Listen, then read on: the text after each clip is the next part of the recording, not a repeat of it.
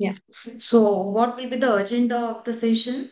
First, what we are going to cover is what exactly SAP is, and into that, only we are going to check for the material management. सिर्फ material management के module के लिए देखने वाला है, not for finance, not for SD. Okay, so it's completely for material management only. So also we are going to study what exactly the material management is. Into that, like material management is completely rely on procurements and inventory management. Okay, उसमें logistics का जो भी part है वो आप देख सकते हो. सो मटेरियल मैनेजमेंट ओवरऑल आपका प्रोक्योरमेंट और इन्वेंट्री मैनेजमेंट पे ही होता है.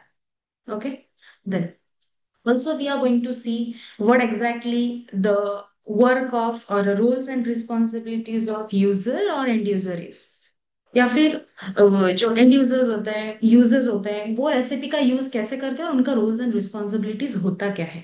Okay, then then we are going to study the execution of P2P, what exactly the users are doing into that process. P2P एक प्रोसेस होता है, एक साइकिल होता है. P2P is nothing but procurement to payment cycle.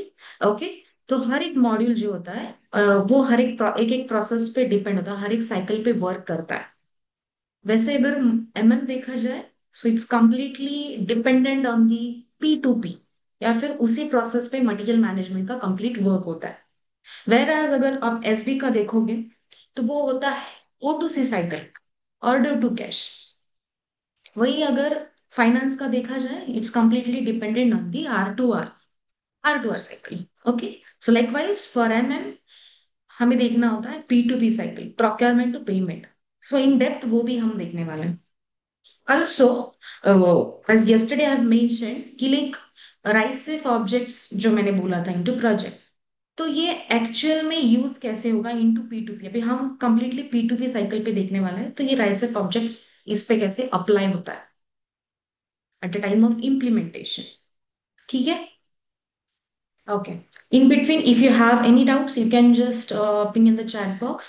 Okay, so after at the end of the session I will cover your doubts as well on this particular. It should be on the technical part. Okay, जो general questions होंगे that will cover later. You can connect with the team. Okay, so what exactly SAP is? Okay, SAP is nothing but the system application and product. You see, it is one of the ERP software. Okay, तो वो एक ऐसा software होता है market में. There are n numbers of ERP software. उसी में से अगर आप देखोगे तो ओरेकल भी होता है, टैली भी होता है. उसी में से एसएपी भी एक ईआरपी सॉफ्टवेयर है. So which integrated the all modules. Like अलग अलग अगर प्रोडक्ट बेस्ड इंडस्ट्री देखा जाए, बेसिकली हमें देखना है what exactly the product based industry is same for service based. Okay, हाँ. तो अभी यूजर्स अगर देखोगे आप, यूजर्स या फिर end users, so they are completely working in the product based company. वही अगर कंसल्टेंट देखा जाए, they are working from the service based. वही अगर एग्जांपल लिया जाए सर्विस बेस्ड का, मान लो सर्विस बेस्ड साइड से होगा एसेंशियल करके. ओके, प्रोडक्ट बेस्ड मान लो टाटा मोटर्स है. सो उनकी रिक्वायरमेंट ऐसी है, Tata Motors is a client for you. वो आपके लिए क्लाइंट होंगे. Okay, we are working from service based company, we are from Accenture, we are providing the services in the form of implementation. We have to do ACP का implement करके देना होता from scratch itself. ठीक है, we are from service based. Product based में से है आपका क्लाइंट टाटा मोटर्स, और उनको इम्प्लीमेंट करके चाहिए एसएपी, एसीपी सॉफ्टवेयर. तो ACP software not only related to MM, उसमें बहुत सारे मॉड्यूल्स होते हैं. अरे, अगर उनको टाटा मोटर्स में अलग अलग डिपार्टमेंट्स होते हैं, एचआर डिपार्टमेंट होगा, सेल्स डिपार्टमेंट होगा, प्रोडक्शन का डिपार्टमेंट होता है. देन अगर कुछ भी मैन्युफैक्चरिंग यूनिट होगा तो डेफिनेटली वहां पे परचेसिंग डिपार्टमेंट आना ही चाहिए. ओके, परचेसिंग मतलब वो पूरा कंप्लीटली प्रोक्योरमेंट एक्टिविटीज देखता है वो डिपार्टमेंट, राइट. तो वहां पे एमएम का मोस्ट ऑफ रोल होता है. फिर से वहां पे स्टोर डिपार्टमेंट होता है, लॉजिस्टिक्स का वहां पे रोल मतलब डिपार्टमेंट देखा जाएगा, राइट. तो logistics and store mostly comes under WM part, warehouse management, और एक्सटेंडेड वेयर हाउस मैनेजमेंट भी आप कंसिडर कर सकते हो। बट वेयर हाउस मैनेजमेंट के लिए और extended extended warehouse management जो मॉड्यूल होता है, वो स्टडी करने के लिए पहले आपको मटेरियल मैनेजमेंट पता होना चाहिए। If you are known about what exactly the material management is, what exactly the processes are for material management, then and then only you can go for warehouse management and extended warehouse management part. So, store department logistics का जो part होगा, that also we have to study, which comes in material management itself. Clear? Then ये जो मैंने आपको departments बताए, so all departments will be running on this system. ERP system is nothing but the SAP one. Okay, तो वैसे हमें पूरा integration of with other modules, then configurations, उनके पहले बेसिकली हमें रिक्वायरमेंट लेना होता है। तो रिक्वायरमेंट एसेंचर लेगा टाटा मोटर्स से कि आपके प्रोक्योरमेंट्स कौन कौन से हैं, राइट। देन उनकी मैन्युफैक्चरिंग यूनिट क्या है, कितने यूनिट्स हैं उनके, कितने प्लांट्स हैं, वो सभी आपको उनका स्ट्रक्चर देखना होता है। Accordingly you have to do the implementation in SAP from scratch itself. Okay, उसके बाद आपको सपोर्ट देना होता है। तो implementation and support is different one, but support जो देना होता है वो कंप्लीटली इम्प्लीमेंटेशन पे ही डिपेंड करता है। Got it? So yes, so जो भी अभी मैं आपको एक्सप्लेन करके बताऊंगी, that I will consider on this, I will take an example on this Tata Motors करके। ठीक है, उनके पास वो एक्स्ट्रा मतलब अभी के लिए as of now they are using some different ERP software and they want to move to SAP. So they have come to us, the to Accenture, and they are asking about to like implement SAP for that.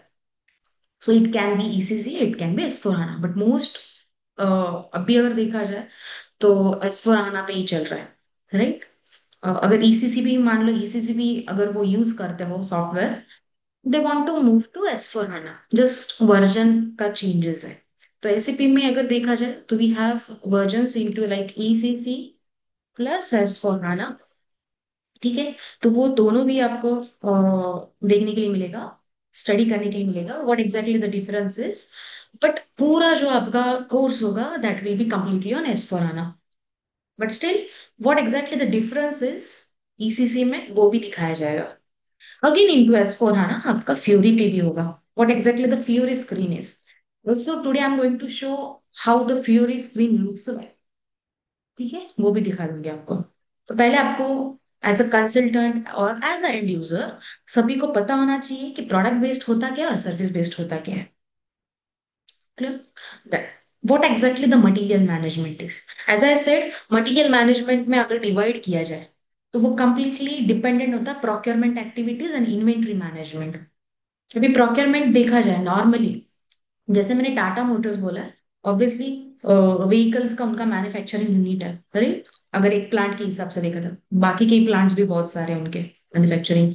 उसमें से फिर vehicles के हिसाब से देखा जाए तो fuel based vehicle, into that again petrol diesel.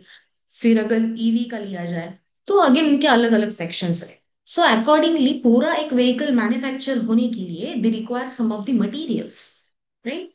To form one vehicle you need what you need is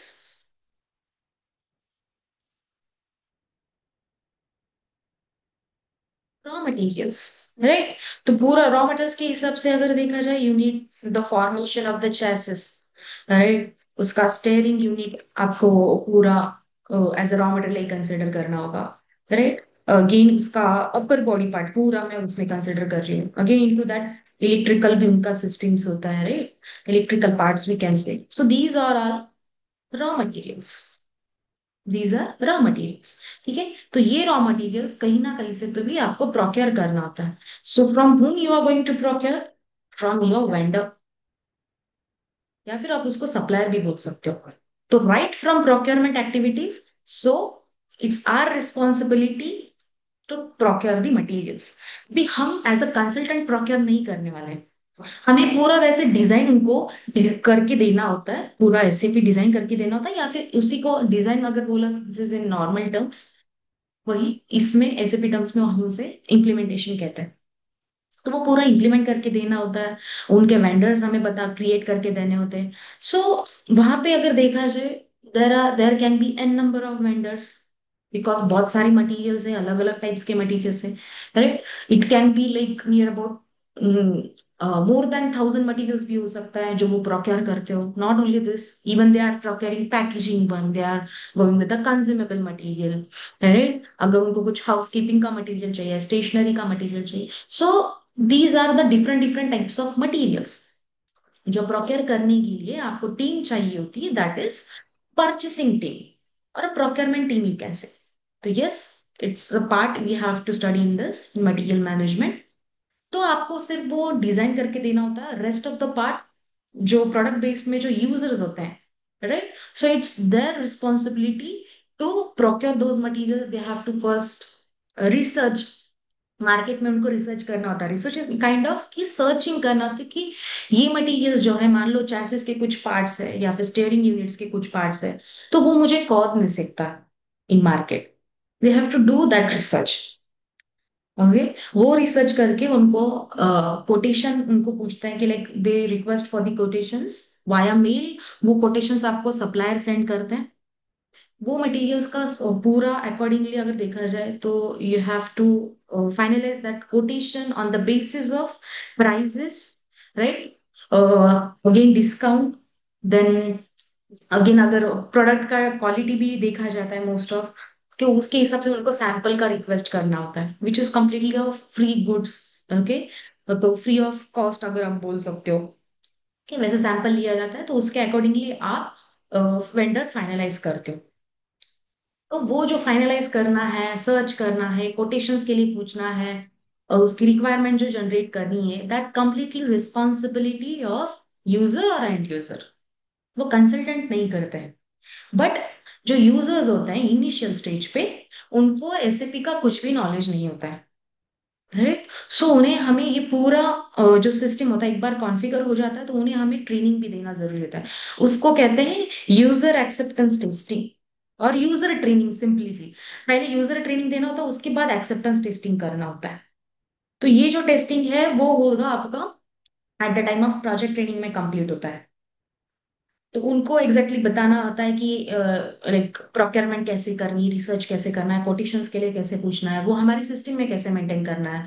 then मान लो अभी 3 वेंडर्स उनको मिल गए फॉर चैसिस का जो मटेरियल देने वाला है सप्लायर, तो तीनों का जो कोटेशन होगा वो सिस्टम में मेंटेन करके एक ही वेंडर फाइनलाइज करना होता है। उसको कहा जाता है vendor evaluation process, okay. So वो वेंडर इवेलुएशन कैसे करना है, कौन से terms and conditions, prices, your discount and your delivery time, possible delivery date वहां पे दिखा जाता है। उसके हिसाब से वो फाइनलाइज किया जाता है। तो वो खुद आपको ऐसे पे सिस्टम रैंकिंग के हिसाब से बताता है कि which vendor is suitable for this, okay. तो वो रैंकिंग करने के बाद एक वेंडर शॉर्टलिस्ट करके उस पे ऑर्डर निकाला जाता है, परचेस ऑर्डर। अभी परचेस ऑर्डर इनटू ऐसे भी एज अ टेक्निकल टर्म। वहीं अगर नॉर्मल इसमें देखा जाए तो ऑर्डर निकाली जाती है कि कितने क्वांटिटी की रिक्वायरमेंट है for this chassis, for example. Not only chassis, even the steering unit, your upper body का अलग अलग पार्ट्स होगा, इलेक्ट्रिकल सिस्टम्स के अलग अलग पार्ट्स होंगे इनटू दैट, ओके। तो ये होगा आपके मटेरियल्स, ओके। उसके अकॉर्डिंगली आपको वो रिक्वायरमेंट लेके वो मेंटेन करना होता है, वेंडर फाइनलाइज करके ऑर्डर निकालना होता है। ऑर्डर्स में बेसिकली आपका क्वांटिटी, तो वो कैसे होता है, क्वांटिटी कब भी कहाँ पे मेंशन करना होता है, everything I will show in the system. अभी दिखाने वाली हूँ मैं पूरा साइकिल कैसे किया जाता है। तो ये जो पूरा साइकिल मैं आपको दिखाने वाली हूँ वो एंड यूजर्स करते हैं, बट कंसल्टेंट को पता होना चाहिए, मान लो उस पीओ जनरेट नहीं हो रहा है, वो ऑर्डर क्रिएट नहीं हो रही है, तो as a consultant it's our responsibility to give the support. क्यों? बिकॉज ऑलरेडी हमने वो इम्प्लीमेंट करके दिया है। अगर कुछ इश्यूज फेस कर रहे हैं, अप्रूवल नहीं हो रहा है, अप्रूवल भी प्रोसेसेस होते हैं इसमें। अप्रूवल प्रोसेस क्यों रखा जाता है? ऑलरेडी अगर आपके पास चैसिस का मटेरियल है, why should purchase, right, again and again? Already if you have that chassis material in your storage location or in your plant, तो ऐसी चीजों के लिए अगर वो कॉस्टली मटेरियल्स होते हैं, अभी देखा जाए अगर फूड बेस्ड इंडस्ट्री देखा जाए, तो उनकी शेल्फ लाइफ भी कैलकुलेट किया जाता है, मोस्ट इंपॉर्टेंट। तो वो जो शेल्फ लाइफ होता है, अगर वो वेस्टेज ही होगा, अरे, तो ऐसे केसेस में मोस्ट ऑफ अप्रूवल प्रोसेस रखा जाता है, राइट? तो अगर वो अप्रूव नहीं हो रहा है आपका ऑर्डर एंड ऑल, तो उस केसेस में आप एज अ कंसल्टेंट की रिस्पॉन्सिबिलिटी होता है to do the root cause analysis, to find out the issues. Okay, as a implementation you know, at the time of the implementation you know how to set the approval. और उसी approval को अगर देखा जाए into technical terms, उसको कहा जाता है रिलीज प्रोसीजर. ओके. तो वो भी अगर आप सिलेबस में, मैंने जैसे दिखाया था, अगर आपके पास सिलेबस भी होगा तो आप ये सभी पॉइंट्स जो मैं मेंशन कर रही हूँ आप चेक कर सकते हो. So everything will be covered. और जो P2P साइकिल में पूरा का पूरा जो टॉपिक्स आप देखोगे ना, पूरा इस P2P पे ही आपका होगा. Everything, your all procurements, like starting from the material master datas.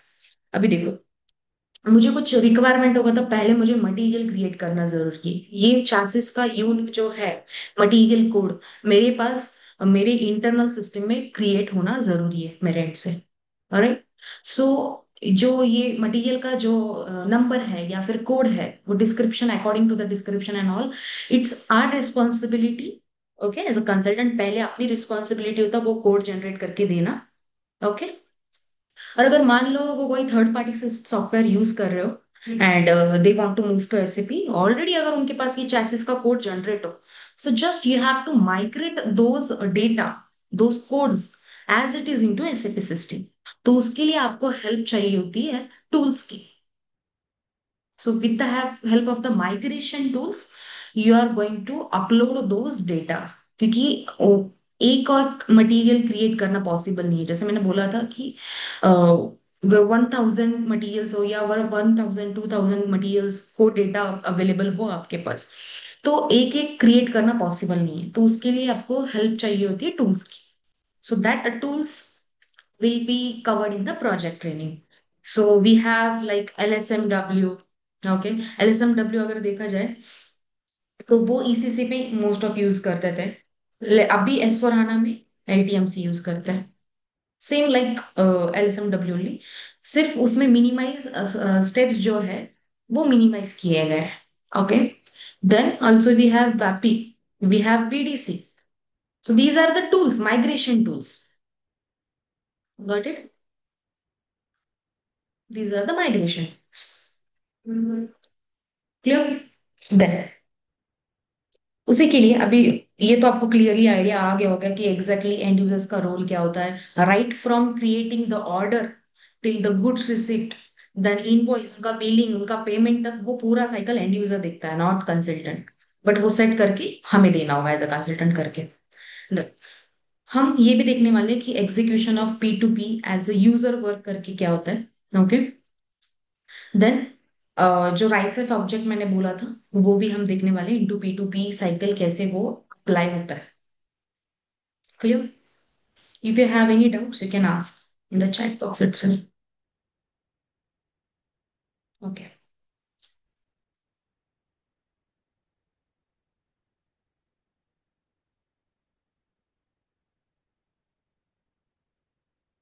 So okay, proceeding further for we'll prepare first the days data. Okay. अभी देखो, जब भी आप इम्प्लीमेंटेशन करते हो आपको टेस्ट डेटा प्रिपेयर करना बहुत इंपॉर्टेंट है as a consultant point of view. ठीक है, फॉर प्रोक्योरमेंट. ओके. एक पॉइंट यहाँ पे बताना चाहती हूँ मैं आपको. मैंने प्रोक्योरमेंट का बताया बट इन्वेंट्री का नहीं बताया. इन्वेंट्री वैसे देखा जाए तो आप एक ये सारे मटेरियल्स आपने प्रोक्योर करके रखे हैं, right? So this is the finish material for you, और finish product you can say, which you are directly going to sell to your customer. Okay. Then okay. Then coming to the inventory, ये पूरा जो raw material है वो आपको storage location में store करके रखना होता है. उसकी इन्वेंट्री ली जाती है. इन्वेंट्री इन द सेंस, मान लो फिजिकली कुछ 500 पीसेस अवेलेबल है, या न इनटू नंबर्स अगर लेते हो तो चैसिस के 500 नंबर्स अवेलेबल है, but into system it showing some of like 400 pieces. तो 100 पीसेस का कुछ शॉर्टेज है, राइट? तो ये ऑडिट के वक्त बहुत प्रॉब्लमेटिक होता है, राइट? तो ये ऑडिट के वक्त चेक किया जाता है कि ये डिफरेंस क्यों है करके. तो इसीलिए पूरा इन्वेंट्री लिया जाता है. इन्वेंट्री इसीलिए लिया जाता है कि ये डिफरेंस ना आए करके। वो इन्वेंट्री लेना भी बहुत अलग अलग टाइप्स के होते हैं। एनुअली लिया जाता है, विद इन 6 मंथ्स लिया जाता है, कभी कभार डिपार्टमेंट टू डिपार्टमेंट डिपेंड करता है अगेन, कि अगर वो कॉस्टली मटेरियल्स है, राइट। सो मान लो टूल रूम होता है कि लाइक वहां पे बहुत सारे कॉस्टली मटेरियल्स होते हैं। सो उसके लिए वो ऐसे डिसाइड करते हैं अगेन कि हमें वीकली इसका इन्वेंट्री लेना है, ताकि ऐसे डिफरेंस ना आए करके। सो फॉर दैट पर्पज वो इन्वेंट्री लिया जाता है। तो इन्वेंट्री कंसल्टेंट नहीं लेते हैं, इन्वेंट्री अगेन एंड यूजर्स लेते हैं। Correct. So they are taking the inventory and all. But वो सिस्टम में कैसे वो इन्वेंट्री मैनेज किया जाता है, कैसे लेना है, वो डिफरेंसेस कैसे कैलकुलेट करना है, वो पूरा सिखाता है कंसल्टेंट यूजर ट्रेनिंग में। अगेन वो सेट करके भी देना होता है वो सिस्टम में। It's also the part of the consultant, end users are just going to execute those things, that's it. So this is nothing but the inventory management. तो पूरा मिला के अगर देखा जाए तो प्रोक्योरमेंट और इन्वेंट्री मैनेजमेंट पे ही होता है। Okay. In this inventory management also, there is a dependency on the warehouse management person sometimes.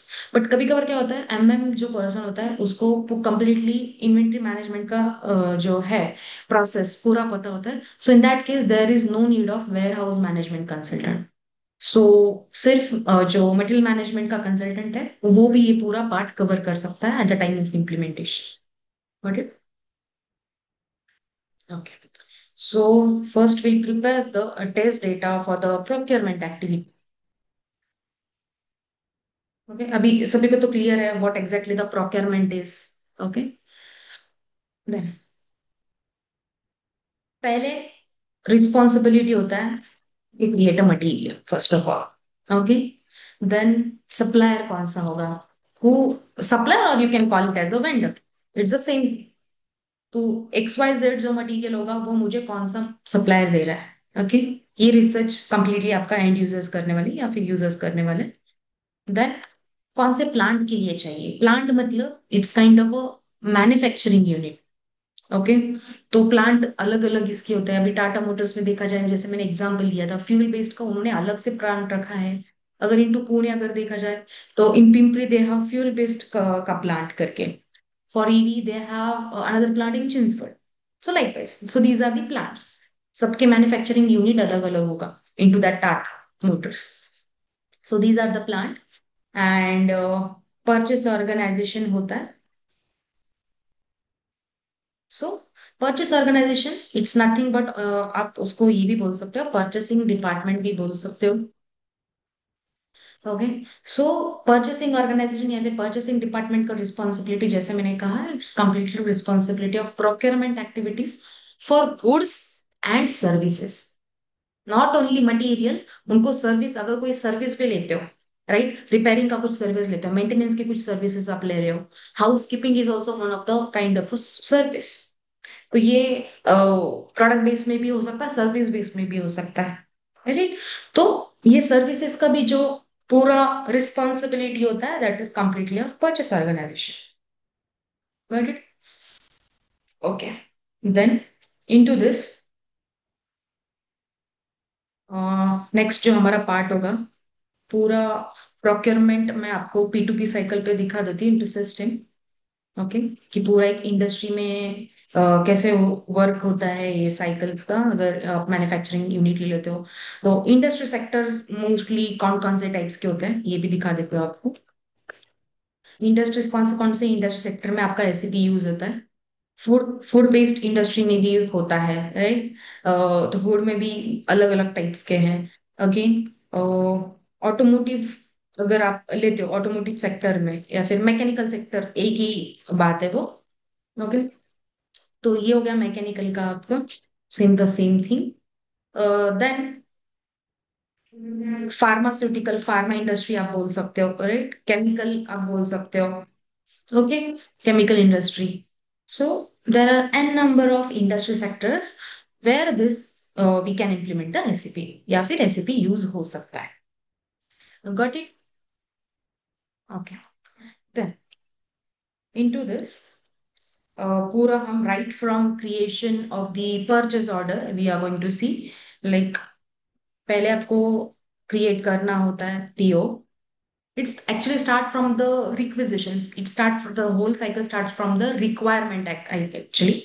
But कैसे है, हमें पीओ से मैं आपको बताने वाली कि order, right, starting from the order, how it ends with the payment process. तो पीआर देखने की जरूरत नहीं है, पीओ से भी स्टार्ट करते हो तो अभी भी आपको समझ में आ जाएगा।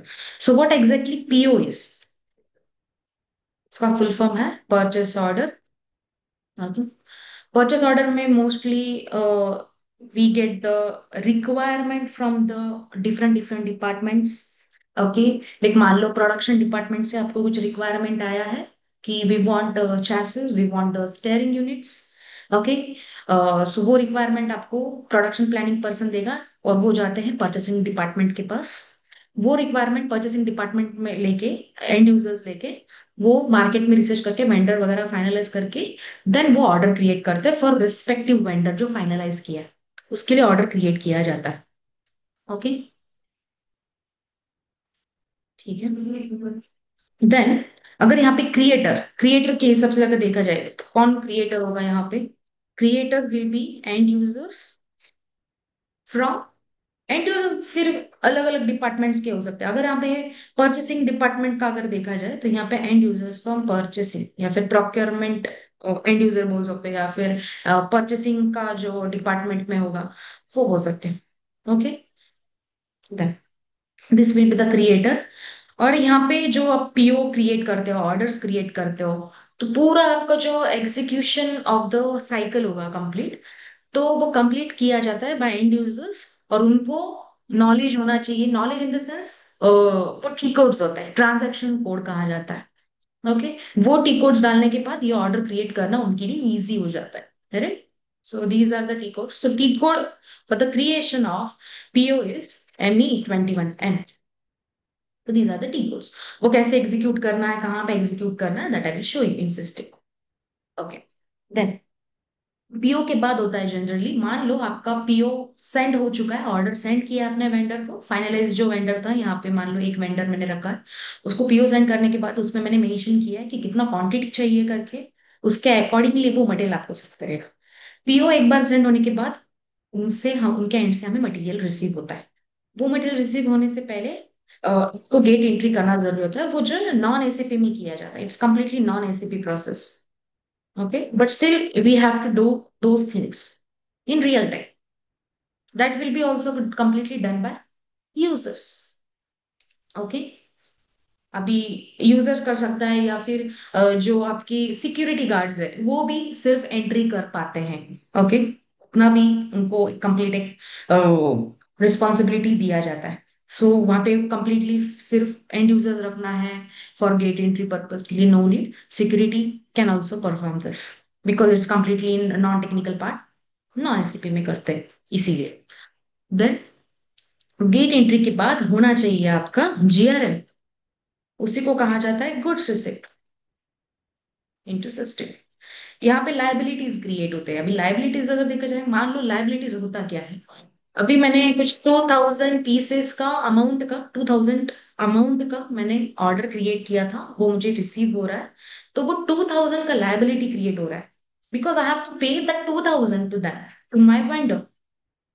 ओके, तो वो सभी चीजें जो क्रिएट होता है, कितना देना है, कितने क्वांटिटी रिसीव हुए हैं, everything has been maintain in this GRM at the time of goods received. Okay, so इसके लिए जो टी कोड है वो एसएपी में किया जाता है, गुड्स रिसिप्ट वो मीगो में किया जाता है। Okay, MIGO। Then after goods receipt we have to do, या फिर आप उसको गुड्स रिसिप्ट नोट भी कह सकते हो, या सिंपली आप GR भी कह सकते हो, goods receipt, that's it, it's the same thing. Then we have to do is invoice receipt. Okay, अभी इनवॉइस रिसिप्ट मतलब क्या? Like kind of what we can say is billing. जब आपको वेंडर से मटेरियल आता है, उनके एंड से वो उनका बिलिंग डॉक्यूमेंट भी सेंड करते हैं। वो बिलिंग डॉक्यूमेंट और आपके पास भी रेफरेंस होता है, इसके लिए थ्री वे चेक प्रोसेस भी कहा जाता है। Okay, three way check kind of कि हमें परचेस ऑर्डर का एक रेफरेंस होता है, गुड्स रिसिप्ट का एक रेफरेंस होता है, राइट? अपने PR वगैरह जनरेट किया वो एक रेफरेंस होता है, तो थ्री वे मैच प्रोसेस होता है। तो वो कंप्लीटली थ्री वे मैच कैसे किया जाता है वो इन डिटेल आपका जब आप ओगे का कोर्स कंप्लीट करोगे, मतलब complete in the time of the core training, वहां पे पूरा इन डिटेल वो समझा देंगे आपको। वो भी कवर होगा। सो यहाँ पे जस्ट ओवरव्यू दे रही हूँ मैं आपको। After goods receive you have to do the invoice, it's nothing but in non technical term में अगर देखा जाए उसको बिलिंग कहा जाता है, billing you have to do. Okay. तो वो इनटू एसएपी किया जाता है मायरो में। This is the T code, MIRO करके। After that this will be done, payment process we have to do. तो यहाँ पे कंप्लीट इनवॉइस, पेमेंट अगर देखा जाए, इसके लिए फाइनेंस टीम का एंड यूजर जो होता है वो यहाँ पे वर्क करता है। हमारी रिस्पॉन्सिबिलिटी सिर्फ पीओ से जीआरएन तक होना चाहिए। Okay. Even not only till GRN, but हमें देखना होता है कि पेमेंट हो चुका है या नहीं। परचेसिंग डिपार्टमेंट की कंप्लीटली रिस्पॉन्सिबिलिटी होती है, क्योंकि वेंडर फाइनलाइज उन्होंने किया है, अगर पेमेंट नहीं होता है, पेमेंट स्टॉक किया है, उन्होंने ब्लॉक किया है, कुछ होल्ड किया है किसी रीजन की वजह से, तो परचेसिंग डिपार्टमेंट की रिस्पॉन्सिबिलिटी होती है फाइनेंस टीम के पास आके चेक करना कि क्यों होल्ड किया है करके। तो यस, उनका रिस्पॉन्सिबिलिटी यहाँ तक भी होगा। But execution of this payment and execution of this billing document invoice receipt into system is completely responsibility of finance team. Okay. तो यहाँ पे अगर क्रिएटर का देखा जाए, फॉर गुड्स रिसिप्ट, तो ये स्टोर डिपार्टमेंट करता है। ये भी परचेसिंग डिपार्टमेंट को देखना है। इवन गुड्स रिसिप्ट जब हम पूरा साइकिल देखेंगे इनटू सिस्टम, ये भी हमें स्टडी करना होता है कंसल्टेंट पॉइंट ऑफ व्यू से also. And even at the point of view से अगर देखा जाता है, एंड यूजर की भी रिस्पॉन्सिबिलिटी यहाँ पे होगी एमएम में। Okay. So store department and user, you can से, यहाँ पे कंसल्टेंट गुड्स रिसिप्ट नहीं करते हैं। इवन कंसल्टेंट पीओ क्रिएट नहीं करते हैं। ओके। बहुत लोगों को ऐसा लगता है कि ये सभी चीजें हमें रियल टाइम में करना है। नो, ये हमें कैसे करना है ये एंड यूजर्स को बताना होता है। ओके। देन यहाँ पे फाइनेंस टीम का अगेन रोल होगा। बट फाइनेंस में दो टर्म्स होते हैं basically. We have account payable and account receivable. अभी ये पेएबल और रिसीवेबल क्या है, इन नॉर्मल टर्म्स से अगर देखा जाए, अभी यहाँ पे हम कुछ ना कुछ प्रोक्योर कर रहे हैं, परचेस कर रहे हो, राइट। जैसे मैंने बोला, यहाँ पे लायबिलिटी मेरा क्रिएट हो गया है 2000 अमाउंट का, जो मुझे पे करना है। ऑब्वियसली पे करते हो तो अकाउंट पेएबल का प्रोसेस यहाँ पे in picture it will come. Okay. Where as receivable कब होगा, जब मैं व्हीकल सेल करती हूँ टू माई कस्टमर, राइट। तो वहां पे अकाउंट रिसीवेबल का पार्ट आता है। So we have into finance, ये पूरा इनटू डेप्थ आपको स्टडी करने की जरूरत नहीं है, but as a consultant point of view you should know what exactly the AP is and AR is. This is the process into finance. Okay. Account payable and account receivable. Okay. Okay. Then so यहाँ पे मैं सिर्फ short form mention करके already यहाँ पे मैंने किया है। AP end users you can say from finance. Okay. Finance है सेम, यहाँ पे भी अकाउंट पेएबल ही है इन पिक्चर। ठीक है। अभी पेमेंट के लिए ऐसे स्पेसिफिकली कोई टी कोड है, बट वो हमें देखने की जरूरत नहीं है। ओके। वो कंप्लीटली रिस्पॉन्सिबिलिटी आपका फाइनेंस का होता है, सो यहाँ पे मैं मेंशन नहीं करें। ओके। इसमें किसी को कुछ डाउट है, you can ask. 2 minutes I will wait too, if you want to ask. Okay, तो आप चैट बॉक्स में मेंशन कर सकते हो।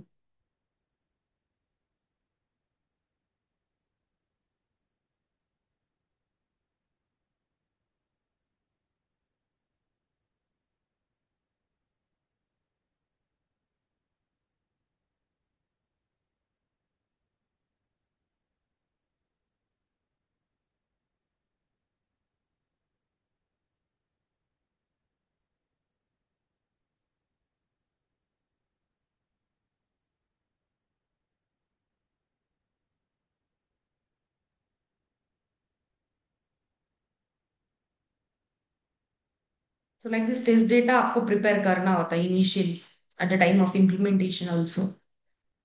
ओके। इवन जब एंड यूजर्स भी क्रिएट करते हैं ना P2P साइकिल, उनको भी खुद से एक उनका डेटा होना चाहिए एज अ रेफरेंस करके। Okay, ठीक। अभी प्रोसीड फर्दर। अगर कुछ डाउट्स है आप मीनवाइल वो चैट बॉक्स में डाल सकते हैं।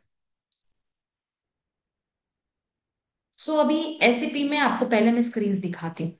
Okay, so as I said वो पूरा आपका एस फोर हाना में होगा, so this is S four HANA server.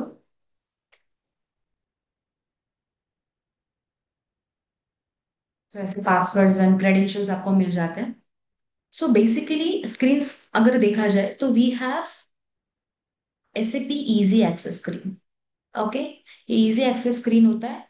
और ये जो ये स्क्रीन जो होता है इसमें एक्सेस किस किस को होता है, सभी एंड यूजर्स को होते हैं, कंसल्टेंट्स को भी होते हैं, right.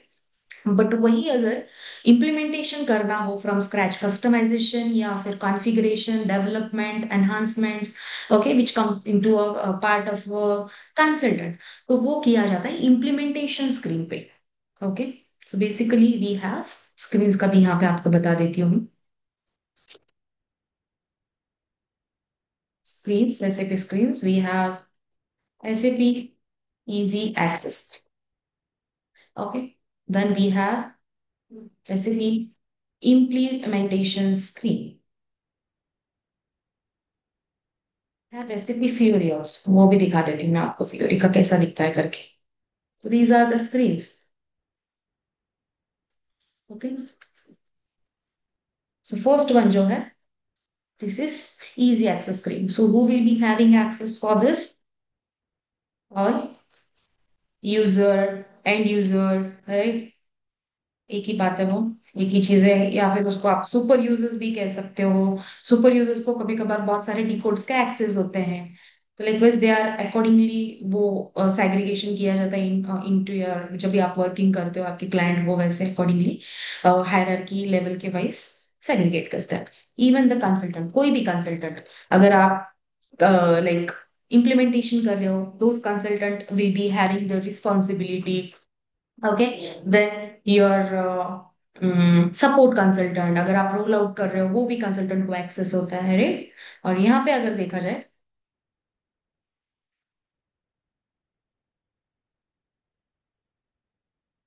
Only consultant implementation screen पे, यहाँ पे एंड यूजर्स यूजर्स को एक्सेस नहीं होता। ओके, फ्यूरी पे सभी को एक्सेस होता है। क्लियर। फ्यूरी मोस्टली डिजाइन किया ही गया है फॉर यूजर्स, उन्हीं के लिए डिजाइन किया गया है। As I said, Fury is a browser oriented, which I will show you. First, let me show you the implementation screen. Easy access screen तो आपको पता चल गया है। ओके, अभी इम्प्लीमेंटेशन स्क्रीन देखने के लिए कुछ टी कोड्स होते हैं, वो टी कोड्स आपको एग्जीक्यूट करना होता है इस ट्रांजैक्शनल बार में। This is transaction bar where exactly you are the T code or transaction codes you are going to execute, which I have shown you here. These are the T code. ये T codes आप वहां पे डाल सकते हो। Okay. So for implementation screen, the default will be SPRO. तो ये जो फ्लो होता है, पाथ होता है, everything we are sharing the documents, the reference documents, okay, even you are getting the recordings as well. Okay, तो SPR execute करने के बाद ये सेकंड स्क्रीन आता है। वहां पे पहला ही टैब होता है SAP reference IMG, just you have to double click on that and you can see यहाँ पे आईएमजी करके आया है, it's nothing but the implementation screen. तो इस स्क्रीन पे सिर्फ और सिर्फ कंसल्टेंट, फिर वो कोई भी कंसल्टेंट होगा, सभी को एक्सेस होगा, बट एंड यूजर्स को नहीं होता है। Okay, then coming to the fury one, यहाँ पे लॉन्च पैड है into into S four HANA. ये ईसीसी में नहीं है, ये सिर्फ एस फोर हाना में ही है। ओके, तो ये एसएपी फ्यूरी लॉन्च पैड, यहाँ पे आप सेकंड ऑप्शन देख सकते हो, इस पे आपको डबल क्लिक करना होता है। डबल क्लिक करने के बाद, ओके जस्ट अ मिनट, यहाँ पे फिर से सेम क्रेडेंशियल्स आपको डालने होते हैं।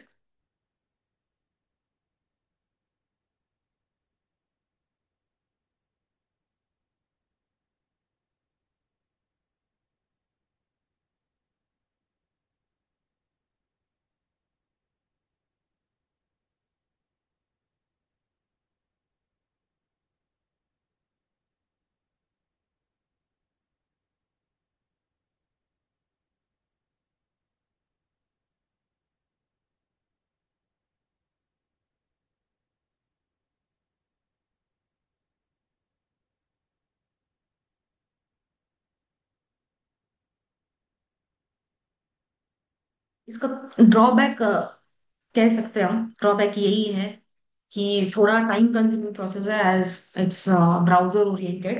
वही अगर ये जो हम इजी एक्सेस स्क्रीन और जो इम्प्लीमेंटेशन स्क्रीन जो देखा था, वो जीयूआई बेस्ड होता है, राइट, ग्राफिकल यूजर इंटरफेस पे है ये पूरा। तो ऐसे इतना टाइम कंज्यूमिंग प्रोसेस नहीं, आप अगर टी कोड एग्जीक्यूट भी करते हैं ना, तो with in a second it's getting executed. Okay. वही अगर फ्यूरी पे देखा जाए, it's taking lot of time. तो ये होता है आपका फ्यूरी स्क्रीन। फ्यूरी स्क्रीन आपको ऐसे दिखता है। ओके। इसमें सभी चीजें जैसे पी टू पी, अगर पी टू पी के हिसाब से अगर देखा जाए, जैसे आप यहाँ पे टी कोड्स एग्जीक्यूट करते हैं, यहाँ पे भी कर सकते हो, और सिंपली आप क्या बोल सकते हो, इन डिस्क्रिप्टिव फॉर्म आप मेंशन कर सकते हैं यहाँ पे। ये सर्च बॉक्स होता है, यहाँ पे सिर्फ आपको परचेस ऑर्डर क्रिएशन करके डालना।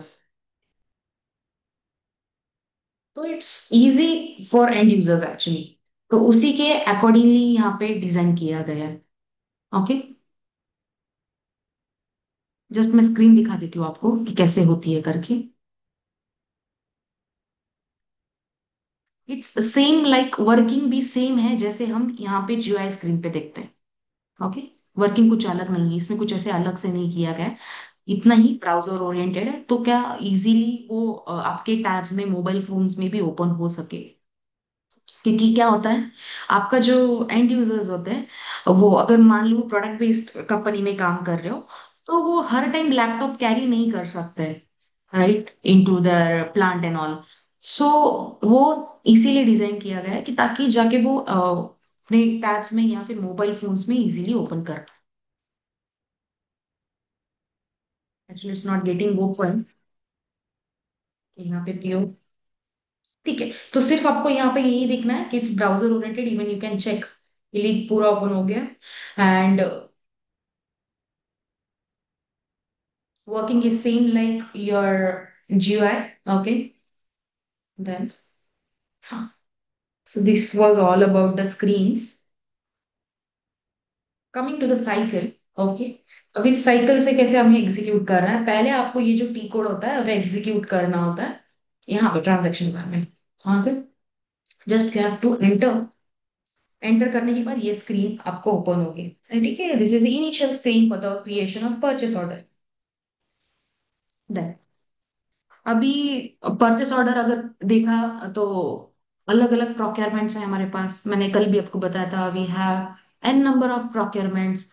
तो उस प्रोक्योरमेंट्स में आप देख सकते हो कि like we have subcontracting, we have consignment, we have pipeline. So these are the names of the procurement on the nature of that procurement.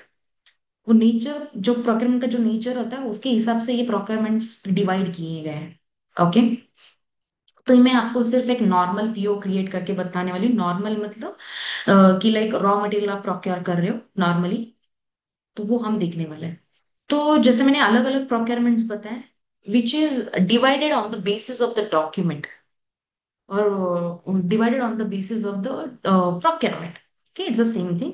तो वो आप यहाँ पे अगर देखोगे order type it's the same one, document type करके। तो accordingly आप यहाँ पे कस्टमाइजेशन कर सकते हो। तो वो कस्टमाइजेशन वो कम्प्लीटली अलग पार्ट है डॉक्यूमेंट टाइप का।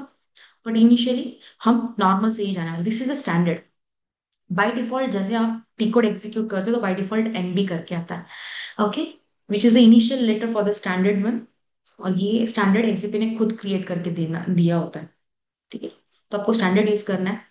जो भी आप सप्लायर से मटेरियल लेने वाले हो, वो सप्लायर का नंबर आपको यहाँ पे एग्जीक्यूट करना होता है। जो मटेरियल आपको लेना होता है, you have to execute in this section. Okay. Basically PO अगर देखा जाए, it's divided into two sections, in header level and item level. Header level पे पूरा ऑर्गेनाइजेशनल डेटा होता है। Organisational data in the sense कौन से प्लांट के लिए प्रोक्योर कर रहे हो, ओके, कौन से परचेस ऑर्गेनाइजेशन की रिस्पॉन्सिबिलिटी है प्रोक्योर करने की, that things have been mention in the header level. Whereas item level पे कौन सा मटेरियल है, कितने क्वांटिटी में प्रोक्योर कर रहे हो, कौन से सप्लायर के लिए कर रहे हो, राइट। देन डिलीवरी डेट, कब वो आपको एक्सपेक्टेड डिलीवरी डेट बता रहा है। देन प्राइस कितना, जो कोटेशन के हिसाब से था वो डालना होता है, कौन से करेंसी में ले रहे हो, right. So like various this things have been mention at the item level. Okay. So before that, अभी मुझे मटेरियल जो है ऑलरेडी जो मटेरियल क्रिएट है मेरे सिस्टम में वही लेने वाली। I will not going to show you how to create a material, how to create a supply. जो ऑलरेडी है वही दिखा देती हूँ मैं आपको। बट जैसे आपको कोड ट्रेनिंग का पूरा प्रोसेस होता है उसमें, right from starting, like how to create a material, how to create a supplier, how to create this data, organisational data, वो पूरा सिखाया जाएगा। अभी जो ऑलरेडी मेरे पास है मटेरियल क्रिएट हुआ या फिर वेंडर, वो मैं लेने वाली हूँ from my list itself.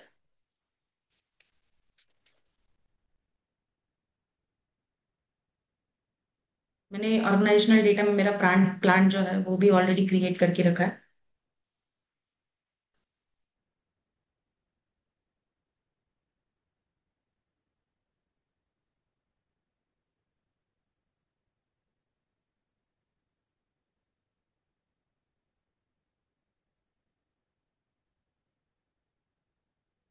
Just give me minute.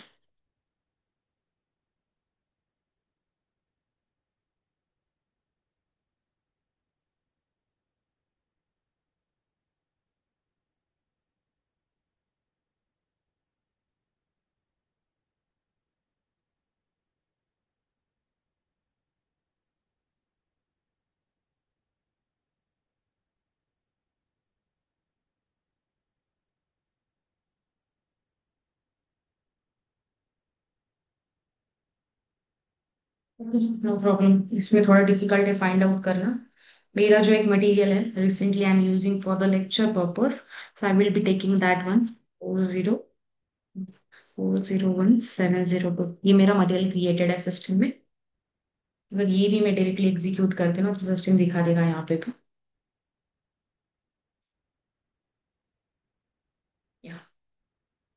Okay. So material का डिस्क्रिप्शन है लाइक मारुति वैगनर की ये है के सीरीज एक्सीलेटर केबल। ये केबल करके जो है मुझे क्रिएट कर, मतलब ऑलरेडी क्रिएटेड है, उसके लिए मुझे प्रोक्योरमेंट करना है। ये मुझे प्रोक्योर करके चाहिए। इसकी रिक्वायरमेंट नहीं है एक व्हीकल मैन्युफैक्चर करने के लिए। तो this will be the material. Same I will be taking the vendor which I have already mentioned. So this is the supplier.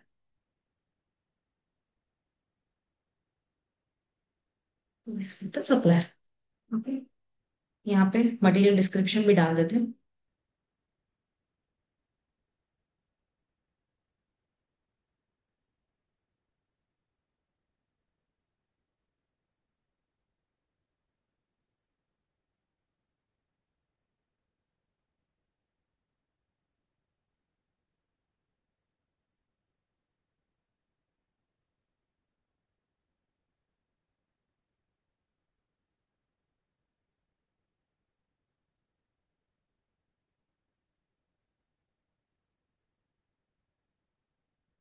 ये मेरा है जो सप्लायर है उसका नाम है परफेक्ट इंजीनियर वर्क्स करके। Okay, so this is the supplier and already I have created a plant. So the plant का जो कोड है मैंने क्रिएट करके रखा है, that is KG03। Whereas purchase org का भी है, जो परचेसिंग डिपार्टमेंट है वो भी मैंने ऑलरेडी क्रिएट करके रखा है। सो जब आप P2P साइकिल एग्जीक्यूट करते हो तो ये आपका डेटा पहले होना चाहिए आपके पास। Okay, this data should be there, then and then only you can create purchase order. अगर एक भी सिंगल यूनिट मिसिंग है, you are not able to create a order. Okay, so on this basis we are going to PO और अ purchase order. सो अभी यहाँ पे जो T code था ME21 है, that I am going to execute.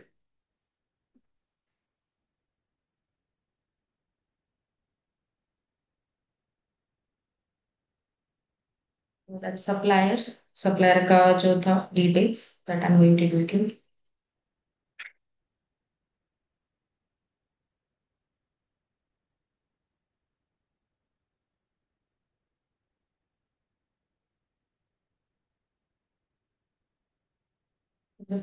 Paste it.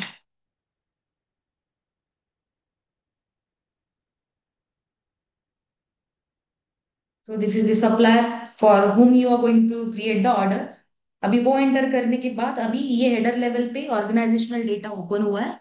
आप यहाँ पे भी चेक कर सकते हैं, this is the organisational data. अभी ये परचेस और पूछ रहा है मुझे डिटेल्स एंटर करने के लिए, सो ये ऑलरेडी मेरे पास है, that I will B entering. Enter करने के बाद सभी जो परचेज ऑर्डर वो कौन से कंपनी रिलेटेड है वो पूरा डिटेल यहाँ पे आ जाता है बाय डिफॉल्ट, क्योंकि वो वैसे लिंकेज किया गया है सिस्टम में already. Now I have to maintain the plant, sorry material, कौन से मटेरियल के लिए मुझे प्रोक्योरमेंट करना है करके, that material I have to mention. उसके लिए पीओ निकालना है. शॉर्ट टेक्स्ट मतलब वही आपका डिस्क्रिप्शन बाय डिफॉल्ट आ जाएगा, सिस्टम खुद से फेच करता है वो डिटेल्स क्योंकि ऑलरेडी मटेरियल क्रिएटेड है सिस्टम में. So just I will enter. Now system is asking, जब आप एंटर एंटर करते हो सिस्टम खुद आपको बताता है कि कौन से डिटेल्स डालने की जरूरत है. So in this I have to mention quantity, कितना क्वांटिटी मुझे प्रोक्योर करना है. So I have to procure 5 quantity. Okay. Price कितना होना चाहिए, randomly I will be taking as. Okay. Randomly डाल रही हूँ मैं. ओके. ये just this is just an warning message. ये क्यों आ रहा है ये बाद में हम देखेंगे, इसमें अभी फिलहाल देखने की जरूरत नहीं. स्टोरेज लोकेशन, अभी ये जो स्टोरेज लोकेशन मेंटेन किया है कि लाइक ये जो मटेरियल मैं प्रोक्योर करूंगी वो मैं कहाँ पे मेंटेन करने वाली हूँ एग्जैक्टली प्रॉपरली, उसका शेल्फ लाइफ, उसका, अगर वो लिक्विड मटेरियल है फॉर एग्जांपल, ओके, तो कितना उसका फ्लेमेबल है या नहीं, उसकी viscosity, everything has been check and on that basis वो स्टोरेज लोकेशन उसका डिसाइड किया जाता है. That this is all about how to create a PO first of all. Okay.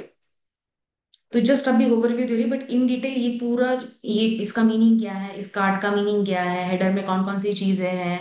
Okay. ये पूरा ट्रेनिंग में इन डेप्थ कवर किया जाता है. अभी फिलहाल मैं ऊपर ऊपर से आपको बता रही कि ऐसे साइकिल्स एंड यूजर्स को एग्जीक्यूट करने होते हैं. ओके. अभी मान लो फॉर एग्जांपल यहाँ पे कंसल्टेंट का रोल क्या होगा. मटेरियल मेंटेन किया है, प्राइस भी मेंटेन किए हैं. अभी यहाँ पे तो फिलहाल ये वेंडर का और ये मटेरियल का अभी फिलहाल कुछ लिंकेज नहीं है. अगर लिंकेज होता, मान लो वो 3000 से उसने कोट किया है पर पीस, ये जो आ रहा है यहाँ पे प्राइस डाल रहे हो पर पीस के हिसाब से डालते हो और आपने कुछ 2000 करके अमाउंट डाल रहे हो तो सिस्टम एरर बताएगा एट दैट टाइम. तो वो एरर आने के बाद एंड यूजर्स वो रिजॉल्व नहीं कर सकते. तो वो कौन रिजॉल्व करके देगा, योर सपोर्ट कंसल्टेंट, या फिर जिसने इम्प्लीमेंट किया अगर वही सपोर्ट देता हो तो वो यहाँ पे आके वो पूरा चेक करेगा, रूट कॉज एनालिसिस करेगा कि एग्जैक्टली ये एरर क्यों आ रहा है करके. ओके. तो ये रिस्पॉन्सिबिलिटी होता है आपके कंसल्टेंट का. Got it. उनके जो इश्यूज होते हैं वो रेज करते हैं वाया टिकट्स. ओके. टिकट्स के हिसाब से उनके इश्यूज आते हैं या फिर वाया मेल्स भी आ सकते हैं, again completely depend on the client. Okay. Then yes, we have to save it. तो ऐसे इसके हिसाब से आपका पीओ क्रिएट होता है. हर एक पीओ का यूनिक नंबर होता है, वो सिस्टम आपको खुद जनरेट करके देता है. तो ये भी जनरेट कैसे करना, ये नंबर भी यूनिक कैसे होना चाहिए, ये इसकी रिस्पॉन्सिबिलिटी कंसल्टेंट की होती है. हर एक प्रोक्योरमेंट के हिसाब से उसके यूनिक नंबर रखना उसको कहा जाता है number ranges. It's kind of number for like same like for materials also. हर एक मटेरियल के यूनिक नंबर होता है, हर एक वेंडर का यूनिक नंबर होता है. ये जो नंबर्स यहाँ पे मैंने इनिशियली मेंटेन किया था ये एक यूनिक नंबर है. मटेरियल के लिए यूनिक नंबर है, वेंडर्स के लिए अलग है, प्लांट के लिए भी अलग कोड है. अरे परचेस ऑर्गेनाइजेशन का भी एक अलग कोड है. सो लाइक वाइज आपका पीओ का भी अलग अलग कोड होता है. ये सभी कोड्स कंसल्टेंट डिसाइड करते हैं, not and users.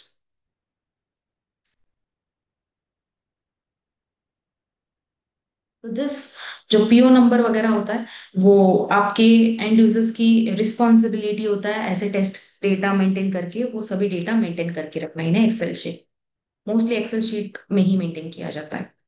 After PO, अभी मान लो ये ऑर्डर आपके वेंडर्स के पास चली गई है करके, तो उसके भी अलग अलग टाइप्स होते हैं. अगर आप राइस सेफ अगर देखा जाए यहाँ पे कैसे अप्लाई होता है राइस सेफ ऑब्जेक्ट, तो यहाँ पे फॉर्म्स, स्मार्ट फॉर्म्स क्रिएट किया जाता है.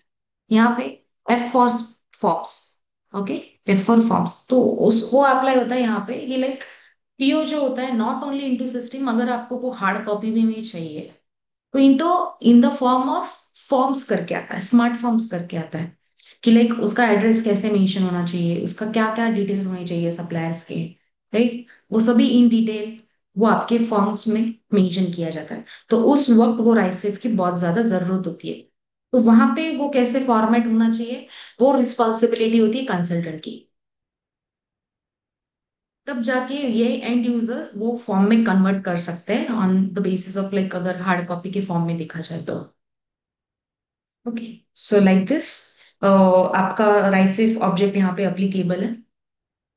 आफ्टर दैट वेंडर्स को जो वेंडर आपने शॉर्टलिस्ट किया है उसको वो पीओ मिल चुका है। After that you have to do the gate entry. अभी वो मटेरियल आपके गेट पे आ चुका है your company premises.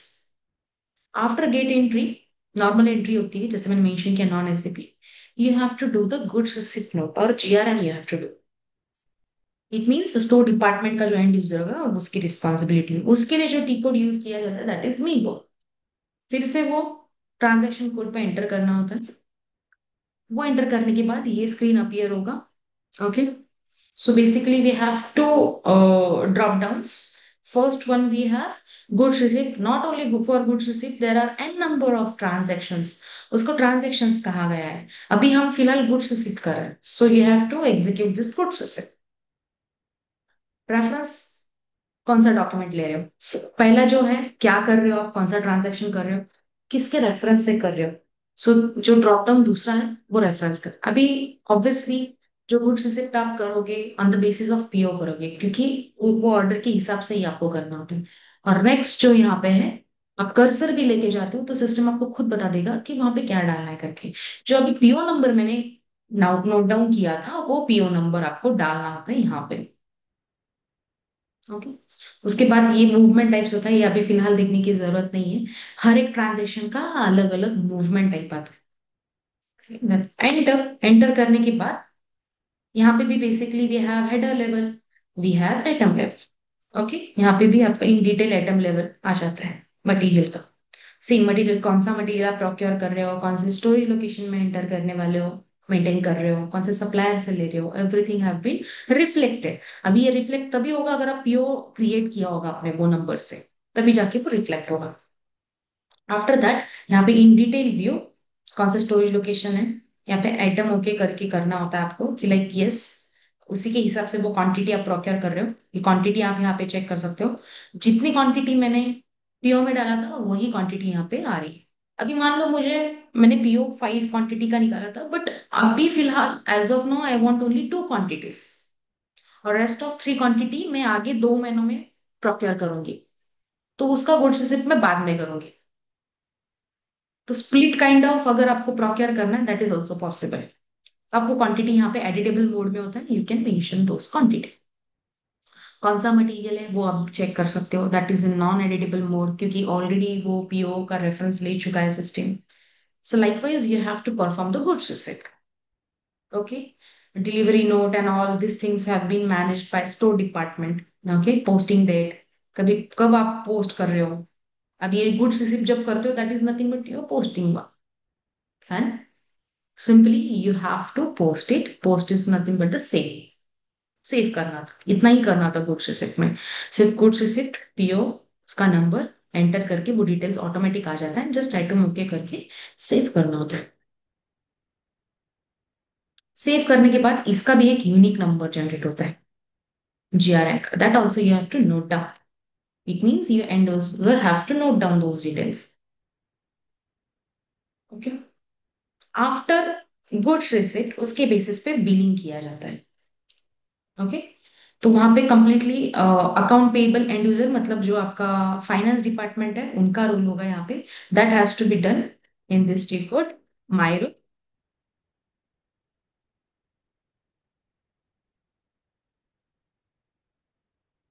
Now system is asking you the company code, it's nothing but the company Tata Motors अगर हम एग्जांपल ले रहे हैं तो वो कंपनी कोड का यूनिक नंबर होता है that you have to execute. Example लेके मैं बता रही हूँ। Then invoice date. Okay, invoice कब कर रहे हो आप, आज ही के डेट में कर रहे हो, जैसे पोस्टिंग तो जीआरएन का ये था तो आज ही पोस्ट कर रहे हो, so likewise you have to maintain, so yes today's date. Reference, जैसे मैंने थ्री वे मैच करके एक थिंग मेंशन किया था, थ्री वे मैच मतलब कि रेफरेंस कौन से डॉक्यूमेंट्स का आप ले रहे हो, right. So those things you have to mention, so reference will be as of now for me as a PO number,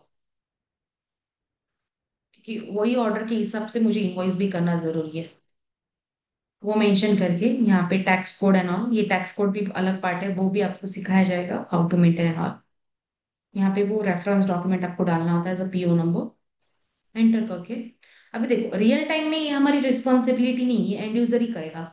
even ये फाइनेंस का एंड यूजर का रिस्पॉन्सिबिलिटी है, बट स्टिल ये पूरा साइकिल कैसे एग्जीक्यूट होता है that I want to show you. That's why we are studying in this. Okay, then यहाँ पे बिजनेस प्लेस डालना होता है, like same the company code. और यहाँ पे बैलेंस दिखता है, आपको सिस्टम बैलेंस दिखाता है कितना बैलेंस है, मतलब दिस इज द लायबिलिटी जो क्रिएट हुआ था at the time of goods receipt. तो लायबिलिटी कितने अमाउंट की है, 10,925। So that is that amount you have to maintain here. यहाँ पे वो डालना होता है आपको। अभी आप देखोगे we have basically three indicators, red one, yellow and green. Yellow कब आएगा, कुछ जस्ट वार्निंग मैसेज देता है सिस्टम। रेड तब आता है कि ये प्रॉपरली एग्जीक्यूट नहीं हो रहा है क्योंकि ये बैलेंस मैंने यहाँ पे अमाउंट में नहीं डाला है। ये तब जाके ग्रीन होगा जब मैं ये अमाउंट यहाँ पे डालती हूँ। Okay, and enter. Now it's showing green one. Okay, so yes, now you are ready to save it. Okay, save मतलब पहले उसको सिमुलेट करना होता है। Simulate in the sense you have to check the transactions kind of कि वो properly execute हो रहा है या नहीं। Minus and plus everything will be shown कि लाइक आपका जो लायबिलिटी आया था उतना आप पेबल करना है, आपको पे करना है। So like was just system showing you. उसके बाद वो रेफरेंस जो डॉक्यूमेंट था आपका, वो नंबर आपको यहाँ पे शो करता है सिस्टम। एंड देन यहाँ पे नीचे आके पोस्ट करना होता है। यहाँ पे भी एक यूनिक नंबर जनरेट होता है। सो likewise we are posting that goods receipt and invoice. Okay, अब उसके कुछ लाइबिलिटीज वगैरह आपको चेक करना हो तो आपको फिर से डिस्प्ले मोड में आना होता है पीओ के। वहां पे आने के बाद यहाँ पे आप चेक कर सकते हैं कि कितना लाइबिलिटी पेंडिंग है या नहीं। तो वो लाइबिलिटी पेंडिंग के लिए नीचे पूरा कंप्लीटली स्क्रॉल करके आपको यहाँ पे ऑर्डर मतलब हिस्ट्री चेक करना होता है, ऑर्डर हिस्ट्री। ओके, इस पे क्लिक करने के बाद सिस्टम आपको खुद बताता है कि कितने का गुड्स रिसिप्ट आपने किया था और कितने का इनवॉइस हो चुका है। अगर मान लो जैसे मैंने एग्जांपल दिया था, मैंने 5 का पीओ निकाल के गुड्स रिसिप्ट मैंने 2 का किया है, रिमेनिंग खुद आपको सिस्टम बता देगा कि 3 बैलेंस है करके। में यहाँ पे भी बता देता है even if you are going to check the stocks at the time of the stock also system will reflect that. Okay, then so in this way end users are doing the transactions. So our responsibility is to show them that how to execute the cycle as a consultant। and मान लो यहाँ पे कुछ approval process उन्होंने लगाया और वो approve नहीं हो रहा है, गुड्स शिप के पहले वो सिस्टम एरर बताता है। So that approval process you have to check basically as a consultant. Clear. और मान लो अगर फाइनेंस कंसल्टेंट देखा जाए तो इनवॉइस में कुछ एरर्स फेस कर रहे हैं एंड यूजर्स, या फिर पेमेंट के वक्त कुछ फेस कर रहे हैं। अभी पेमेंट यहाँ पे मैं आपको दिखा नहीं सकती क्योंकि वो एक्चुअल पेमेंट किया जाता है राइट वेंडर को। सो ये जो होता है वो सिस्टम आपको खुद बताएगा कि लाइक एरर क्या आ रहा है, देन कंसल्टेंट के पास जाके finance consultant will be resolving this invoice receipt and payment का अगर कुछ इश्यूज फेस करते हैं तो। Clear, then just minute. उसके बाद जैसे मैंने कोटेशंस वगैरह आपको बोला था, so those quotations and everything have been mentioned in it separate document. तो वो डॉक्यूमेंट कैसे मैनेज किया जाता है that is completely responsibility of consultant. तो अभी क्या चीजें कि लाइक ये सप्लायर ये मटेरियल कितने प्राइस में दे रहा है, कि मैं एक ही बार वो सेंट्रली क्रिएट करके रखूं। इवन मटेरियल भी मुझे हर बार क्रिएट करने की जरूरत नहीं है। जब भी कभी मुझे इसकी रिक्वायरमेंट होगी तो एंड यूजर्स को रिक्वायरमेंट होगी, सिर्फ वो मटेरियल नंबर डालना था जैसे अभी मैंने डाला था, उसके हिसाब से वो क्रिएट कर सकता है पीओ। तो हर वक्त आपको मटेरियल, हर वक्त आपको सप्लायर का नंबर क्रिएट करने की जरूरत नहीं होती है। तो ये सभी चीजें वन टाइम एक्टिविटी है। even this organization जो डेटा है that is also one time activity which is created by consultant। ये जो ऑर्गेनाइजेशनल डेटा होता है वो कंप्लीट रिस्पॉन्सिबिलिटी होती है कंसल्टेंट की, क्योंकि ये जो एंटिटीज हम क्रिएट करने वाले रियल टाइम में, तो वो इम्प्लीमेंटेशन स्क्रीन पे क्रिएट किया जाता है। Not at easy access 3। Okay, तो ये जो डेटा होता है वो मेंटेन किया जाता है इन्फो रिकॉर्ड। इसके बाद बेसिकली होता है इन्फो रिकॉर्ड। ओके, या फिर उसको आप परचेस इन्फो रिकॉर्ड भी कह सकते हो। तो वो भी डॉक्यूमेंट्स हम कवर करते हैं उसमें। उसके बाद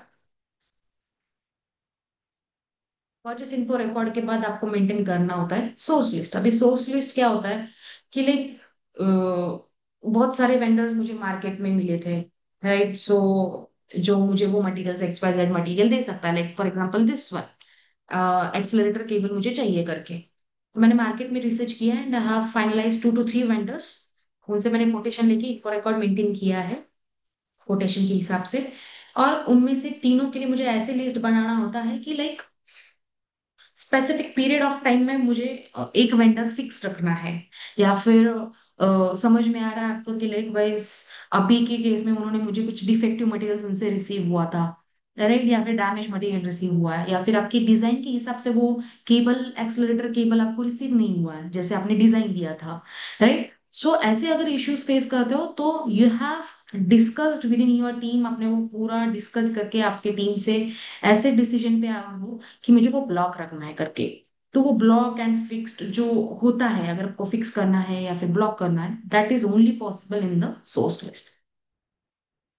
ओके,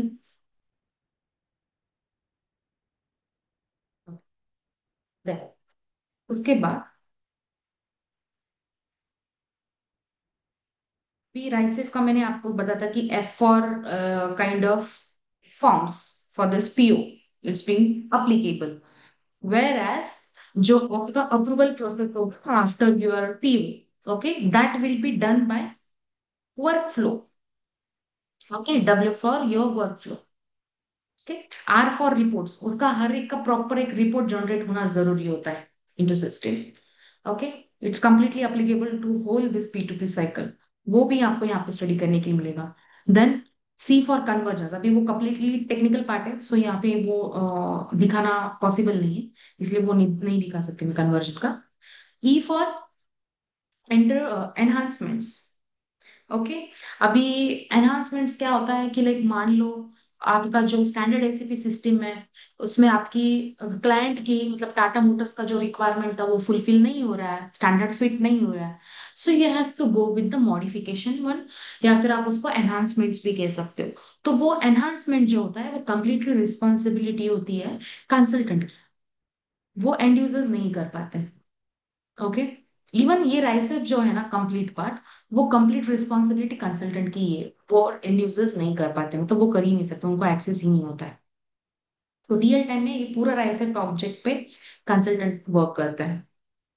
वेर एज मैंने आई थिंक भूल गई बताना, I is nothing but the interfaces. तो इंटरफेसेस क्या होता है, मान लो वो कुछ टैली या फिर ओरेकल सिस्टम यूज कर रहे थे पहले एंड उनको एसएपी में मूव होना है। ओके, एसएपी में मूव करना है उनको। तो जो कुछ भी यहाँ पे कोड्स वगैरह क्रिएट किए होंगे, मान लो जैसे मटेरियल का मैंने बोला है, वेंडर ये ऑलरेडी क्रिएटेड था उनका सिस्टम में इनटू ओरेकल, और को उनको मूव करना इनटू एसएपी। तो इनके बीच में और एक सिस्टम दी जाती है, तो उनका इंटरफेस किया जाता है मूव करने के लिए। With the help of tools तो आप मूव करते हो, बट उसके लिए इंटरफेसेस का आपको नॉलेज होना बहुत जरूरी है। उसको even you can call it as a IDocs, और you can call it as a intermediate document. तो ऐसे one system to another system कुछ डेटा मूव करना होता है, that is also completely responsibility of consultant not as end user.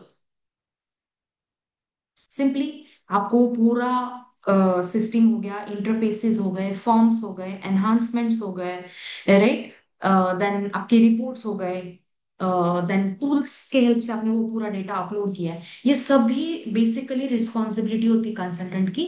एक बार पूरा system ready हो जाता है, देन आपका यूजर एक्चुअल वर्क वहां पे कर पाता है। And if they are facing any issues, then also it's your responsibility to resolve that। And even support consultant का बेसिकली वो रिस्पॉन्सिबिलिटी होता है कैसे रिजॉल्व करके देना है। रिजॉल्व करने के लिए बेसिकली आपको वो नॉलेज होना चाहिए, again RICEF one. Okay, and support consultant की भी फिर वो टिकट्स अलग अलग होते हैं। देन उसमें टिकट्स अगर देखा जाए इनटू कंप्लीट टेक्निकल वन, तो सिस्टम में अगर कुछ चेंजेस करना हो एग्जिस्टिंग वन, वो आता है चेंज मैनेजमेंट।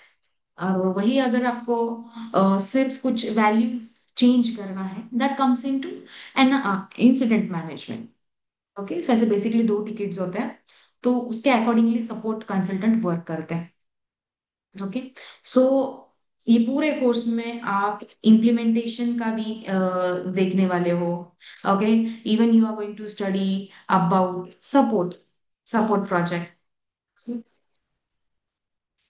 इवन अभी इम्प्लीमेंटेशन, उसको अलग से और एक भी नाम है।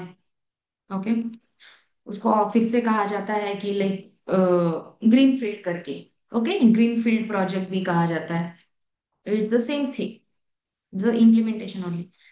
ओके, देन आपका माइग्रेशन प्रोजेक्ट होता है। Okay, like migration is nothing but like पहले ईसीसी यूज कर रहे थे and now they want to migrate to S/4HANA. These are just versions. Okay, again I'm repeating. And also we have rollout project. भी roll out project होता क्या है basically, already implementation हो चुका है। उसमें कुछ टू प्लांट्स थे टाटा मोटर्स के, एक था पिंपरी में एक था चिंचवड में। एंड आफ्टर 2 to 3 years और 4 years they want to implement one new plant. Okay, उनको और एक प्लांट चाहिए। ओके, खराड़ी लोकेशन पे काइंड ऑफ। तो वो क्या बोल रहे हैं, हमें वो प्लांट एग्जीक्यूट या फिर मेंटेन करके दो या फिर इम्प्लीमेंट करके दो। तो वो जो प्रोजेक्ट होता है वो इम्प्लीमेंटेशन नहीं कहोगे आप, वो स्क्रैच से ही करना होता है, बट वो सिर्फ वो प्लांट आपको स्क्रैच से क्रिएट करके देना होता है। तो वो होता है आपका roll out project. Existing system में ही एग्जिस्टिंग जो सॉफ्टवेयर उनका चालू है वर्क करना, उसी में सिर्फ आपको ये इम्प्लीमेंट करके देना होता है। ओके, तो ऐसे होगा। वही अगर इन्वेंट्री मैनेजमेंट का, अगर अभी ये तो मोस्ट ऑफ, अगर देखोगे तो आप ये प्रोक्योरमेंट का देख रहे थे, है बेसिकली P2P अगर देखा जाए तो इन्वेंट्री मैनेजमेंट भी होता है वहां पे। अब इन्वेंट्री में क्या होता है कि आपको पूरा फिजिकल इन्वेंट्री लेना जरूरी होता है, सिस्टम टू सिस्टम आपको कैलकुलेट करना होता है, ताकि आगे जाके जो ऑडिट होगा तो finance team will be asking you that why is there a difference between this physical one and system में कुछ तो अलग ही शो कर रहा है और फिजिकली कुछ तो अलग ही अवेलेबल है। ठीक है, so you should be answerable at that time, you should be in the sense आपका एंड यूजर आंसरेबल होता है। ओके, तो फिर से वो डिफरेंस अगर सिस्टम शो करती है, मान लो वो पूरा करेक्ट ही है बट सिस्टम एरर बता रहा है, इस सिस्टम में ही कुछ एरर है, तो फिर से किसके पास आने वाले, कंसल्टेंट के पास। ओके, तो ये पूरा आपका इन्वेंट्री मैनेजमेंट यहाँ पे कवर होगा। ओके, अगर आपको कुछ डाउट्स है, you can ask in chat. 2 minutes I will give.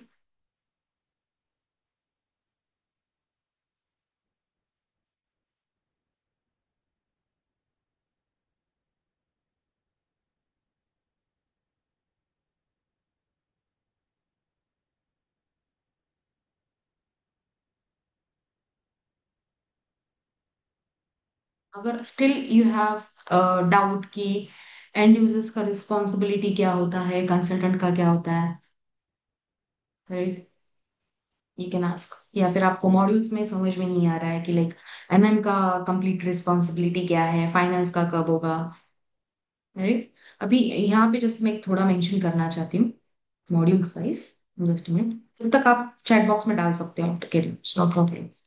हाँ, अभी PO के पहले ना बेसिकली PR होता है। ओके, वो रिक्वायरमेंट कोई भी जनरेट कर सकता है, उसको परचेस रिक्वेजिशन कहा जाता है। It's same like PO creation only, थोड़ा बहुत डिफरेंस है, वो भी आपको दिखाया जाएगा eight the time of the training. PR के पहले आपका PO होता है। ओके, तो ये रिक्वायरमेंट पूरा भी जो होगा वो अलग अलग डिपार्टमेंट से आता है, उसके बेसिस पे आपकी परचेसिंग डिपार्टमेंट रिसर्च करके, रिसर्च इन द सेंस कि सच्ची में उसकी रिक्वायरमेंट है या नहीं, अगर स्टॉक ऑलरेडी अवेलेबल है तो क्यों ही वो प्रोक्योर करना, वो सभी चीजें चेक की जाती है। उसके अकॉर्डिंगली उसके बाद वो अप्रूवल प्रोसेस रखता है बेसिकली, उसी को इनटू SAP रिलीज कहा गया है, रिलीज प्रोसीजर।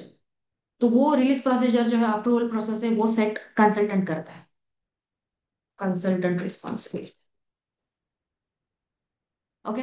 वेर एज उसके बाद गेट एंट्री होने के बाद गुड्स रिसिप्ट। अभी गुड्स रिसिप्ट में कुछ इश्यूज आ रहे हैं still, MM consultant will be responsible, but नहीं रिजॉल्व हो पा रहा है, देन वेयर हाउस मैनेजमेंट का आपका होगा। उसके बाद इनवॉइस, अगर आप देखोगे पूरे मॉड्यूल्स एक दूसरे के ऊपर डिपेंडेंट है, डिपेंडेंसी है यहाँ पे। ओके। अगर मान लो यहाँ पे अप्रूवल प्रोसेस में आपके एंड से पहले आपने कॉज एनालिसिस किया है, still that error is not getting resolve, then आपकी डिपेंडेंसी होगी किस पे, एवेवर पे, टेक्निकल टीम। फिर टेक्निकल टीम का यहाँ पे रोल होता है। ठीक है। तो ऐसे सभी मॉड्यूल्स एक दूसरे के ऊपर डिपेंडेंट है। और जो यहाँ पे रिक्वायरमेंट भी आती है ना, बेसिकली व्हीकल्स का रिक्वायरमेंट था, तो वो रिक्वायरमेंट आपको आता है सेल्स डिपार्टमेंट से, तो वहां पे सेल्स एंड डिस्ट्रीब्यूशन का वर्क होगा। Sales and distribution directly connected with, और उनका जो पॉइंट ऑफ कांटेक्ट आप बोल सकते हो। ओके। तो वो कंप्लीटली डायरेक्टली होता है आपका कस्टमर से। कस्टमर से वो रिक्वायरमेंट लेते हैं आपके सेल्स एंड डिस्ट्रीब्यूशन वाले, वो जाते हैं पीपी के पास और वो चेक करते हैं वो अवेलेबल है या नहीं मटेरियल। पीपी पर्सन मतलब प्रोडक्शन पर्सन फिर से आपके पास ही आएंगे परचेसिंग डिपार्टमेंट के पास कि ये मटेरियल की रिक्वायरमेंट है, वो मटेरियल हमें प्रोक्योर करना है, परचेस करना है। फिर वो रिसर्च एंड ऑल होगा। उसके बाद वो पीपी के पास जाएंगे, फिर वहां पे पीपी का रूल आता है कि प्रोडक्शन का, मैन्युफैक्चरिंग का। वो होने के बाद वो मटेरियल हमारे पास देके, सॉरी, उसके बाद आपको गुड्स रिसीव करके इनवॉइस करके पेमेंट करना होता है। पेमेंट होने के बाद फिर वो मैन्युफैक्चरिंग किया जाता है। मैन्युफैक्चरिंग करके वो फिर से जाते हैं सेल्स के पास, वो फाइनल मटेरियल जाता है आपके सेल्स के पास, sales department, SD. In between फिर से जो कुछ भी आप मटेरियल प्रोक्योर करते हो, फिर से आप आपका फाइनल प्रोडक्ट सेल करते हो, उसकी क्वालिटी भी चेक करना बहुत जरूरी है। सो वहां पे आता है role of QM, quality management. Okay. तो वो क्यूएम का कंसल्टेंट वहां पे वर्क करेगा। ओके। उसके बाद सेल्स डिपार्टमेंट, वो एक्चुअल जो फिनिश प्रोडक्ट था, व्हीकल था, वो सेल करेगा आपके कस्टमर को। तो वहां पे आएगा एपी नहीं, एआर की रिस्पॉन्सिबिलिटी होता है, तब आपको अमाउंट लेना होता है for that vehicle, you have to receive that amount.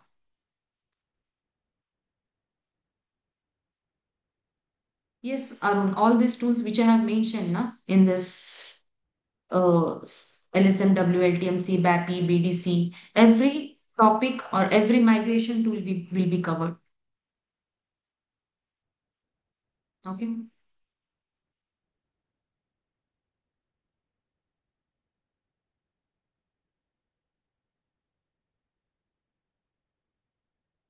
Any doubts? Still others?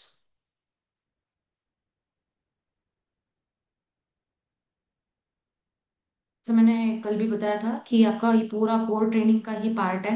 उसमें सिर्फ कोर ट्रेनिंग एक बार आपको समझ में आ जाता ना, हो जाता ना, तब ये राइसेप ऑब्जेक्ट आपका प्रोजेक्ट ट्रेनिंग में होता है। तब आप जाके कंपेयर कर सकते हो, कनेक्ट कर सकते हो कि यस, अभी ये कैसे वर्क होगा, ये राइसेप ऑब्जेक्ट, ये टूल्स, ये कैसे यूज करने हैं हमें इस प्रोक्योरमेंट पे, इन्वेंट्री मैनेजमेंट पे,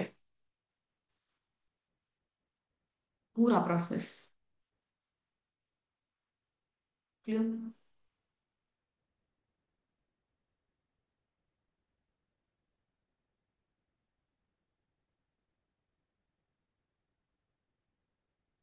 ओके। होप सभी को क्लियर है। So will wind up. Thank you for your time. Bye.